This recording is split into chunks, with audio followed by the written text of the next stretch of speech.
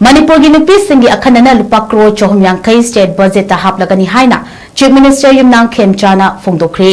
social welfare department Manipur सेंदुना city convention पांगथोखिबा international women's day की थौरंग मरी लेना चीफ मिनिस्टर वाई खेमचाना मखाताना फोंदोखिबदा नुपी सिंह ओइना नौना हापकदौरिबा सेंफम मसिना स्कीम अमगी मखादा तोंगान तोंगानबा मणिपुर के काचिन कोयादा लैरिबा नुपी लाख 3 मखाइरोमदा चावना कानाबा फंगहलगनी लोइनना स्टेट असिदा थोकलिबा इरांग असि लोइसिंदुना मफम खुदिमक्ता कांगलुप खुदिमक अकी खंग लेहंदना चथोक चसिन याहलगनी हाइबगी अचेत पथाजबसु मियामना थमखी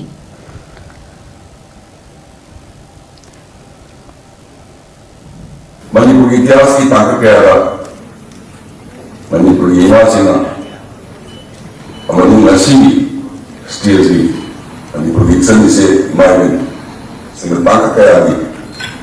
मणिपुर की इकोनॉमी का अमरुंग मणिपुर की पॉलिटिकल क्राइसिस की इशू क्या है मध्यम चावल पांगल लाई मधुर लाइना का रुपये बना हिंजान की बोलसु लगता है यूं सारसु मजाक सेमगा खागा सेमगा डॉक्टर वैमनंबा री सरकार के जो तो वैमनंबा तो वैमासी कया भी मजासी निले होने से ऐना तंदुरुस्ती से इंटरनेशनल वुमेन डे ऐसी तावन ऐसी ला हाउ जीवा कोई इलाज ना सोल लगे बाकी जो बताए कोई खावान नकोमसु चंगावे आदर ना पेशी बसी नसीब होगा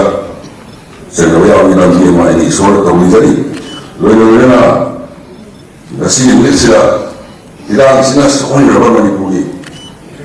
इमाम मेंसिंग चंदिजे सिंह अदुक की मते कोई इकोनॉमी है बताई और तिगरों में तमनी अन्ना हंदकी लाइव बजट असिदा कोई माई पे चंदिजे है क्या लाख ओंगा सिंह थे द काना बपीना वा बजट की प्रोविजन ले रहे कोई ना सेंट्रल चचल उपदमना हाई बा चंदिजे माई पे सिंह सी आवाज़ खरंतर सोई कोंगवा